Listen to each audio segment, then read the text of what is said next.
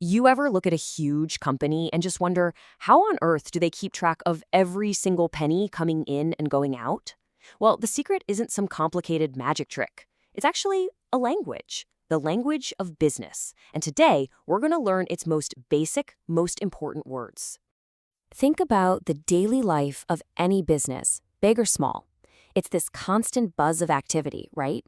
Money is always on the move, and all that movement creates a story told completely in numbers. So that leads us to the million-dollar question. With all this going on, how does a business actually manage all that money? How does it take all that, seeming chaos and turn it into a story that makes sense? Let's just paint a quick picture. Imagine it's Monday morning. Some cash goes out the door to buy a new company car. Okay, that's one thing to track. Then, fast forward to Friday. A pretty big chunk of money goes out again, but this time it's to pay all the employee salaries for the month. That's a whole bunch of other transactions. And at the exact same time, all week long, you've got money constantly flowing in from customers who are buying your stuff. It's a lot to follow. So how do you make any sense of it? Well, the answer is this beautifully simple yet really powerful idea that brings perfect order to all this financial noise. It is the absolute bedrock of all accounting, the account. Okay, so what is an account? I know, it sounds a little official, maybe even a bit intimidating, but the idea behind it is something you already understand. It's incredibly intuitive. At its heart, an account is just a container, a bucket. Seriously, that's it.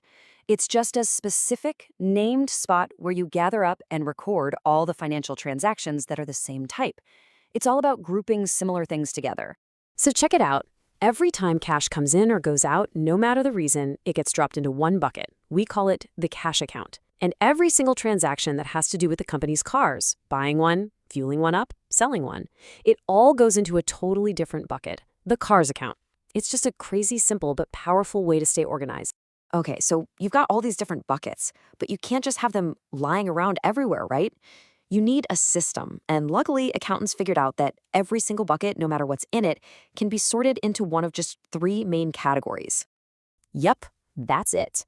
Every account in existence fits neatly into one of these three big families: personal, real, and nominal. Let's really quickly break down what each of them means. First up, we've got personal accounts. These are all about people and other companies. They keep track of who owes money to your business, like a specific customer named Mohammed, and who your business owes money to, like a loan you have with the Bank of Palestine. These accounts basically answer the question, who? Next are the real accounts. The easiest way to think about these is as the stuff accounts. They represent all the property, all the possessions that a company actually owns, what accountants call its assets. So these real accounts can be for tangible assets. The stuff you can literally walk up and touch. We're talking cars, trucks, big machinery, the office building, you name it. But they also cover all the valuable stuff you can't touch. These are called intangible assets. This could be something like the company's famous brand name or its amazing reputation in the industry, which is often called goodwill. And last but not least, we have nominal accounts. Think of these as the temporary scorekeeping accounts. They track all of your company's income and its expenses. So paying salaries or the phone bill, those are expense accounts. Earning some rent from a property you own, that's an income account. These accounts tell you how the business is actually performing. So you've got personal, real, and nominal. That's one solid way to organize everything. But there's another slightly different way accountants group these exact same accounts when it's time to build those big official financial reports. It's like a different way to slice the same pie.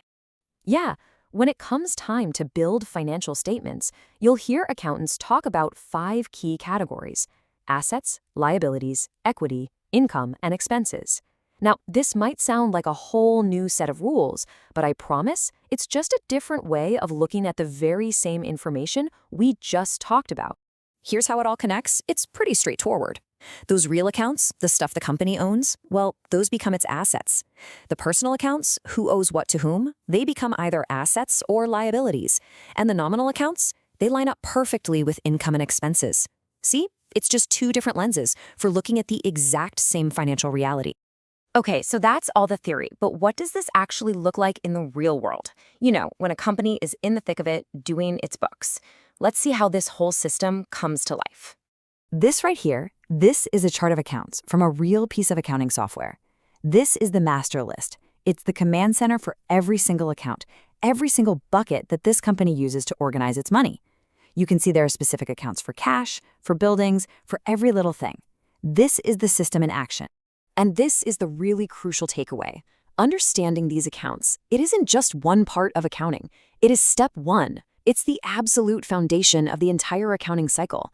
Before you can record or summarize anything, you first have to look at a transaction and decide which buckets it belongs in. It all starts right here. Just think about that for a second. Every sale, every bill paid, every salary, every loan, absolutely every single number that tells a company's financial story has a home. And that home is one of these accounts. So, you see, these aren't just technical terms. They're the literal building blocks for understanding the health, the past, and the future of any business.